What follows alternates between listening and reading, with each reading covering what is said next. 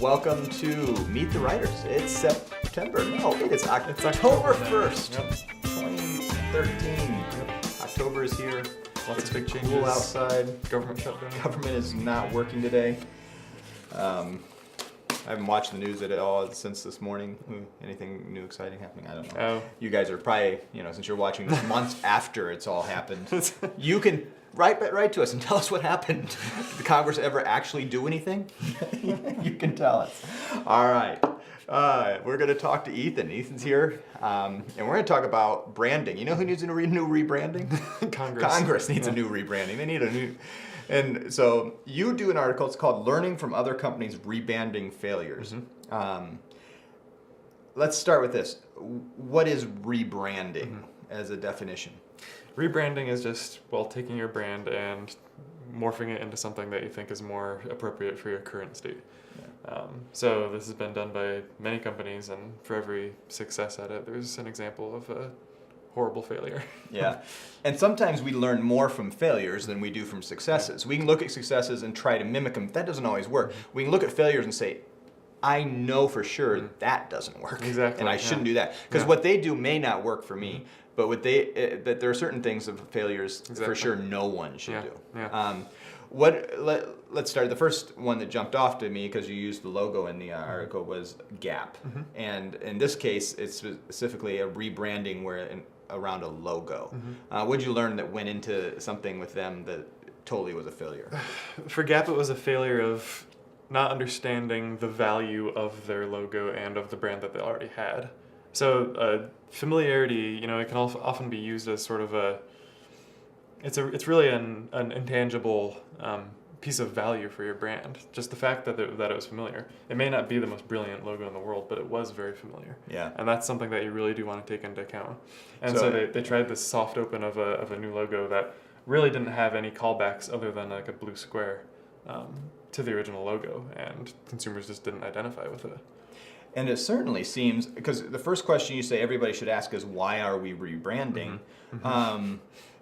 They may, I'm assuming, ask that question. They wanted to be new and current, or they thought it was trendy and whatever. I don't know what their answers were. But what are the answers? What are the things that should come true that say, ding, ding, ding, ding, ding? The first question, why are we rebranding? Yeah. Yes, we should, because these things are true. What are those? If you're completely irrelevant, if you're yeah, that always works. Yeah, if you're no longer meeting the needs of your customers, like obviously that's a big issue that you need to address.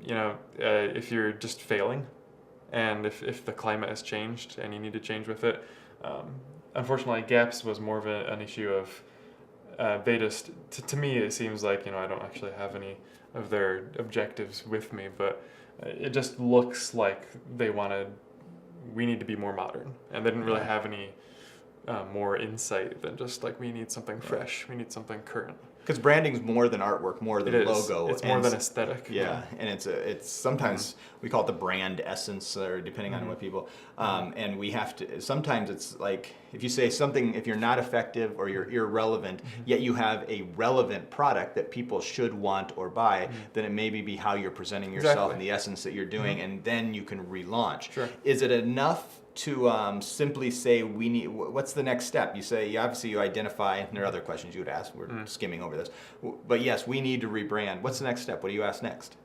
Well, there are plenty of questions that you need to ask other than just, why do we need to rebrand? Well, actually, a lot of them that I underline here is just sort of leading from that. These are reasons that you should want to rebrand. Yeah. Now, there are sometimes that you may want to rebrand, and it's not necessarily a reason that's worth it. That's worth the effort. It's a very challenging thing. I think one of the questions that you need to ask is there a difference between the way I or we perceive our company compared to the way the public perceives our company? Yeah. Because this is a situation where in many ways the customer's always right. You need to take them into consideration when you're going to be taking such a large undertaking. Yeah.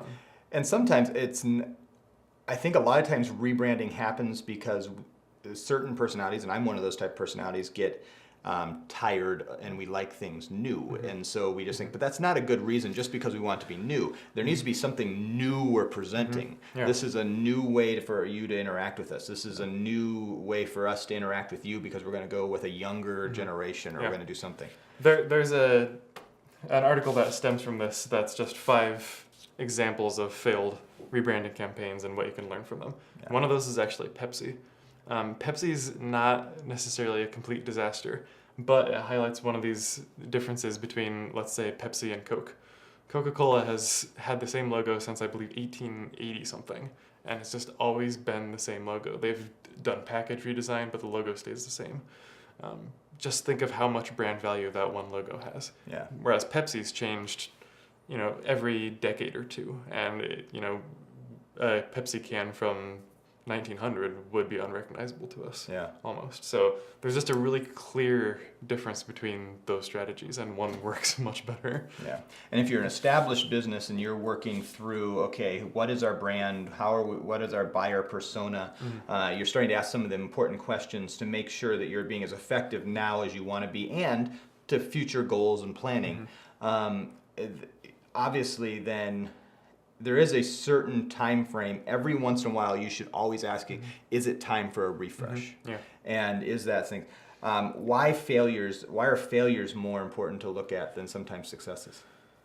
Sometimes failures are nice to look at because these are things that have gone wrong for other people, and you don't need to do it the same way. You don't need to experience those failures for yourself. You can just look at them. Yeah. And so it's very nice to just look and say, this is something that we're not going to do. Yeah. And like you said, not all things that work for one company will work for another, but there's almost always one element that you can find in a disaster that you can say, we need to not do that. Other things you're writing, you mentioned one article, other things that are on My Biz Perks that would intrigue people? Well, now that I've looked at sort of the negative, this is what you don't want to do. Next on the docket is, this is what you do want to do. Yeah. So.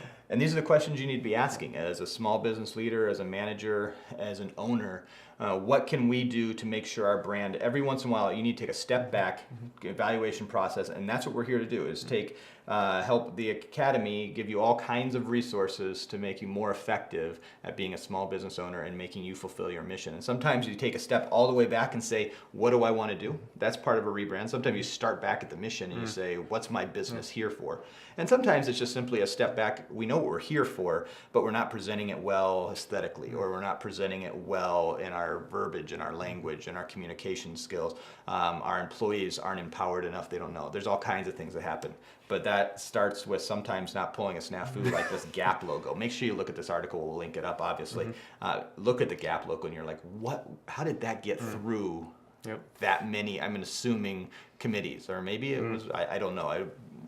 Sometimes the committees are the problem. Yeah, so, but this has been Meet the Writers. This has been Ethan.